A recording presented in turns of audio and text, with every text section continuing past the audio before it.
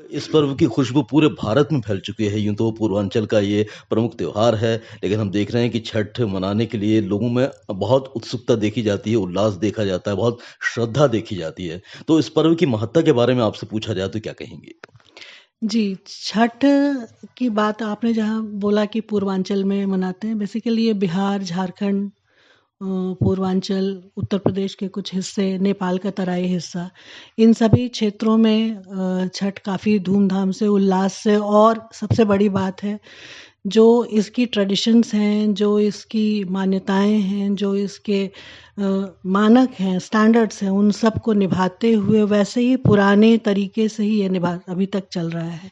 इसमें किसी भी तरह का कोई मॉडरेशन नहीं हुआ है अभी तक। लाइक जो व्रत की जो परंपरा है वो अभी तक बिल्कुल अक्षुण्ण रही है, उसी तरह से होती आई है और ये बहुत ही इसको कहें तो बहुत प्राचीन व्रत इसको कहा जा सकता है। कहते हैं कि वदंती हैं कि जिस समय सब कुछ हार गए थे पांडव, तो कृष्ण के कहने पे द्रौपदी ने यह व्रत किया था। उस समय से लोग इस व्रत को करते हैं। बहुत तरह की कहानियाँ हैं इसमें।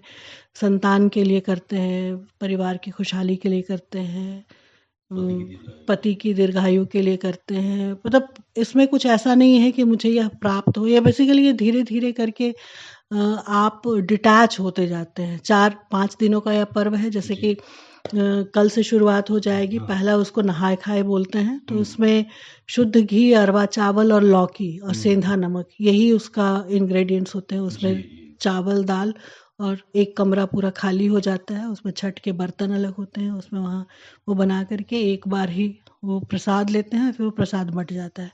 उसके बाद से अन्न जल पूरा छूट जाता है। फिर अगले दिन जो होगा आपका, जिसको पंचमी बोलेंगे, तो पंचमी की फिर शाम को जो सूर्यास्त के समय खीर बनती है, खीर और रोटी बनती है और वो फिर षष्ठी को वो अर्पित करके और वो एक बार में ही ग्रहण करते हैं और उसको फिर जितना ज़्यादा हो सके उसको बाँट दिया जाता है। फिर उसके बाद से ही व्रत एकदम अखंड, जो जिसको 36 घंटे का जो अखंड व्रत है वो शुरुआत हो जाती है। फिर षष्ठी की जो अस्ताचलगामी सूर्य हैं, इवनिंग में उसको अर्घ्य देंगे, फिर सप्तमी की सुबह उसके पारण हो जाता है, समाप्त पूरी हो छठ जाता है। पूजा के केंद्र बिंदु में सूर्य हैं, जिनकी उपासना का ये विशेष रूप से पर्व है। तो आपको क्या लगता है कि ये जो सूर्य की उपासना की जाती है, चाहे वो उदय होता हुआ सूर्य हो या अस्त होता हुआ सूर्य हो, क्या महत्वपूर्ण हो जाता है इसमें? अ, वैसे देखिए तो अभी जो प्रत्यक्ष देवता हैं वो आपको सूर्य ही हैं।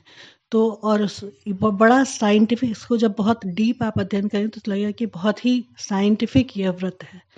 एक तो शरीर का जो आपका जिसको विरेचन कहते हैं, जो शुद्धता होती है वो तो हो ही जाती है, और जो सूर्य की ऊर्जा है वह उसको पूरी तरह से अपने अंदर हम उसको संग्रहित करते हैं और फिर डूबते हुए सूर्य को और उगते हुए सूर्य को हम धन्यवाद देते हैं कि पूरी सृष्टि तो सूर्य ही चला रहे हैं, उन्हीं के माध्यम से ही है। तो हर जीव, हर पौधा, हर प्लांट, जितनी बायोडायवर्सिटी है, सब कुछ आपके सूर्य से ही संचालित है। तो एक तरह से पूरे वर्ष में हम जो 2 बार, एक चैत के समय में और एक ये कार्तिक के महीने में, तो कार्तिक के महीने में काफ़ी, चैत वाला तो काफ़ी कठिन हो जाता है क्योंकि गर्मी बहुत तेज रहती है और पूरा व्रत इसी कठिन उससे गुजरता है। लेकिन कार्तिक का महीना वाला छठ काफ़ी कॉमन है, इसमें काफ़ी लोग इसको व्रत का करते हैं। आप कई वर्षों से भोपाल में निवास कर रही हैं, तो यहाँ आपने क्या माहौल देखा है छठ पूजा का, जो झारखंड या बिहार से डिफरेंट है या फिर उसी तरीके का उल्लास यहाँ भी है? नहीं, उल्लास यहाँ पे सभी है। जैसे साल दर साल मैं इसमें काफ़ी लोगों को जुड़ते हुए देख रही हूँ। लोग कई बार होता है जैसे कि जो जो परिवार कर रहे हैं वो तो कर ही रहे हैं, लेकिन कई बार उत्सुकतावश भी कि आखिर, क्योंकि ये जो जो ये सामूहिकता का पर्व है, ये अकेले कोई व्रत कर नहीं सकता है। बाकी जितने व्रतों की बात करें या वो अकेले या परिवार के साथ आप उसको मना सकते हैं। जैसे दिवाली हो गई, हम अपने परिवार के साथ मनाते हैं, लेकिन यह है कि ये पूरी कम्युनिटी इसमें चलती है। आप ऐसे देखिए कि व्रत में लगने वाली जो चीज़ें हैं, जैसे कि फॉर एग्जांपल हम लेते हैं सूप और दौरा है, जिसमें हम पूरा प्रसाद करके ले जाते हैं। तो सूप दौरा बनाने वाली कम्युनिटी का उसमें उतना ही इन्वॉल्वमेंट होता है। दिया बनाने, जो मिट्टी के बर्तन हैं, वो जो हम लेते हैं, उस कम्युनिटी का ही उतना इन्वॉल्वमेंट है। तो जितनी चीज़ें जो इंग्रेडिएंट्स हैं, एक तो सबसे बड़ी बात है कि छठ में लगने वाली जो इंग्रेडिएंट्स हैं, चीज़ें हैं, वो इतनी कॉमन हैं और इतनी वो बहुत सस्ती हैं। मतलब ऐसा कुछ नहीं है, जिस तरह की फसलें हैं, जो हार्वेस्ट का पर्व है ये, जो फसल है, जो पहली बार वो फसल हुआ, अपने घर से वो ला कर के दे देता है कि इसको आप अर्पण कर दीजिए। तो इस तरह से पूरी कम्युनिटी, पूरा परिवार, पूरा समाज इसमें हिस्सा लेता है। और भोपाल की बात मैं देख रही हूँ कि शुरुआत में मुझे कम भीड़-भाड़ नज़र आती थी, लेकिन अब काफ़ी लोग इसमें जुड़ रहे हैं और लोग बड़े उत्साह से उसको देखते हैं और एप्रिशिएट करते हैं कि बिल्कुल ये जड़ों से जुड़ा हुआ जो व्रत है, तो इसकी महिमा लोग देखते हैं। बिल्कुल। और यदि हम इसके प्रसाद की बात करें स्मिता जी, तो बहुत सारे व्यंजन और पकवान भी इसमें बनाए जाते हैं और ख़ास जो चीज़ें होती हैं उसके बारे में, जैसे हमने अधिकतर लोग तो ठेकुए के बारे में जानते ही हैं, और क्या-क्या विशेष होता है इसमें? इसमें जो मेन जो इसमें प्रसाद चढ़ता है, वो जो सीज़नल जितने भी पहला फल जो आएगा, जैसे पहला फल अभी अमरूद होगा, आपको सीताफल होगा, मूली होगा, जो सब्जियां जितनी हैं, पानी फल है, सिंघाड़ा है, जितनी चीज़ें, वो सारी चीज़ें तो होगी। साथ ही जो कुक्ड प्रसाद है, उसमें ठेकुआ, जो गेहूं नया कटता है, तो बेसिकली क्या हो कि उसको स्टोर करके रख देते हैं कि छठ के लिए वो सबसे पहला जो है, वो छठ के लिए अलग कर दिया जाता है। उसके बाद उस गेहूं को बहुत शुद्धता तरीके से आप धो करके, पीस करके, उसको जो पहला गुड़ निकलता है, जो ईख को ग्राइंड करके जो निकलता है, पहला गुड़ जो निकलता है, उससे ठेकुआ बनाते हैं। और एक और जो चीज़ बनती है नया चावल का, वो एक लड्डू जैसा बनता है, जिसको बहुत लोग कसार बोलते हैं या फिर कचवनिया बोलते हैं, उस तरह से वो चढ़ता है। तो ये 2 चीज़ें जो कुक्ड प्रसाद के रूप में ये मुख्य रूप से चढ़ती हैं। और साथ ही जितने तरह के फल हुए, सब्जियां हो गई, मसाले में हो गए, कुछ ड्राई फ्रूट्स है, लौंग है, इलायची है, उसके साथ ही जो आपको कच्ची हल्दी है, अदरक है, ये नारियल है, ये सारी चीज़ें, तो मतलब आप सूर्य को जो उनके द्वारा जो प्रदत्त है, हम उनको अर्पण करते हैं। और जब वो छठ पूजा का अवसर होता है, तो छठ के जो गीत हैं वो अपने आप में बहुत ही मेलोडियस होते हैं और बहुत ही हर किसी को आकर्षित करते हैं। लोग उसमें बंधे चले जाते हैं। और चूँकि आप संगीत से भी जुड़ी हुई हैं और संगीत से भी आपका नाता है, छठ के गीत आप बहुत ही सुंदरता से गाती हैं। इस अवसर पर हमारे श्रोताओं को एक गीत ज़रूर सुना दीजिए ताकि उनका ये पर्व है और भी उल्लास से भर जाए। हाँ, आपने बहुत सही कहा कि छठ के गीत, बेसिकली छठ में कोई पूजा का विधान नहीं है या फिर मंत्र नहीं है। तो जो छठ के गीत है, क्योंकि छठ का व्रत कठिन है और इसमें आप सब कुछ हाथ से और शुद्धता से करते हैं। जैसे गेहूँ बीन रहे हैं, आप गेहूँ की धुलाई कर रहे हैं या फिर उसकी चक्की पे आटा बना रहे हैं या फिर ठेकुआ बना रहे हैं। तो इन सब में लेबर बहुत, मतलब आप मेहनत बहुत करते हैं। तो उसको उस और चूँकि जब मैंने बोला कि सामूहिकता का इसमें पूरा परिवार जुड़ता है, तो उसे परिवार को इन्वॉल्व करके वो बहुत मीठे मधुर गीत के साथ छठ की उनको होती है। इसमें जो बहुत कॉमन सा लोग गाते हैं, बिहार का बहुत पुराना है, प्राचीन, कई लोगों ने इसको गाया है।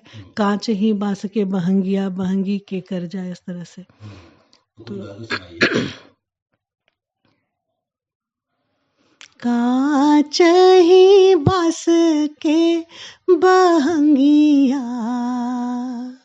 कांच ही बांस के बहंगिया, बहंगी लचकत जाए, बहंगी लचकत जाए।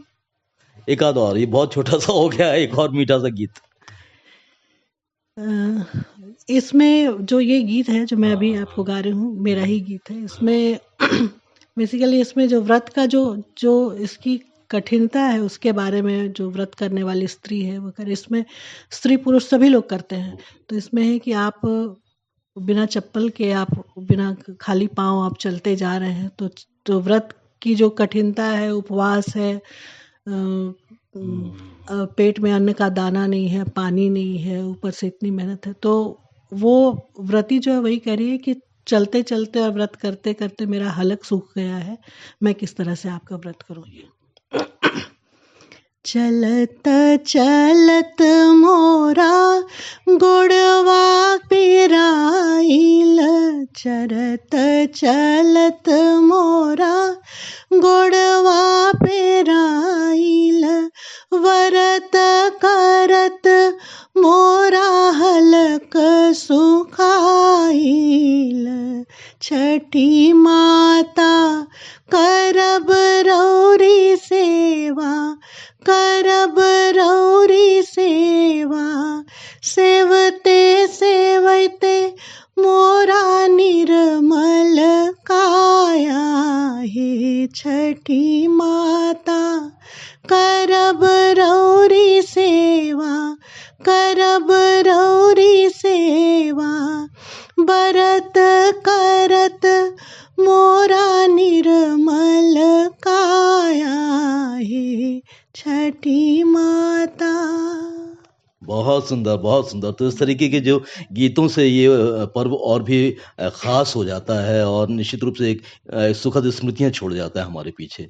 क्या आप इस अवसर पर विशेष रूप से हमारे श्रोताओं से कहना चाहते हैं कि ये पर्व को किस तरीके से मनाएँ और अपनी परंपरा को कायम रखें?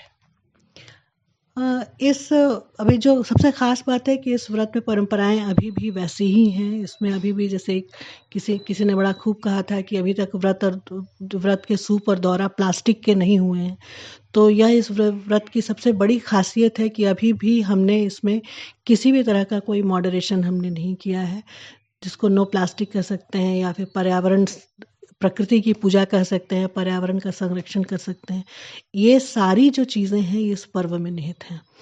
हम इस व्रत में किसी भी तरह का कोई अडल्ट्रेशन नहीं करते हैं। प्लास्टिक का सिंगल यूज़ प्लास्टिक हो गया या फिर जब हम व्रत करके लौटते भी हैं तो पूरी घाट को हम उसी तरह से जिस तरह से हमने उसको रखा था वैसे ही छोड़ते हैं। वहाँ किसी भी चीज़ को ना प्लास्टिक की पन्नियाँ हो, ना किसी तरह की मूर्ति है उसकी विसर्जन नहीं करते।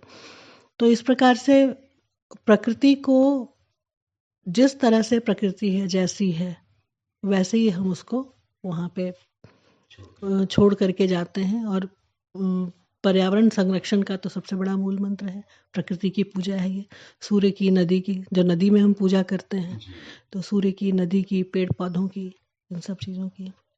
चलिए, हमारी बहुत-बहुत शुभकामनाएँ हैं स्मिता जी कि छठ पर्व हमेशा की तरह इस बार भी धूमधाम से मने और लोग उसे अपनी पूरी श्रद्धा के साथ मनाएँ, इसके महत्व को समझें और उसे आत्मसात करने का प्रयास करें। इतना समय जो आपने दिया उसके लिए हम आपके बहुत-बहुत आभारी हैं। बहुत-बहुत धन्यवाद आपका। बहुत बहुत धन्यवाद आपका। Thank you so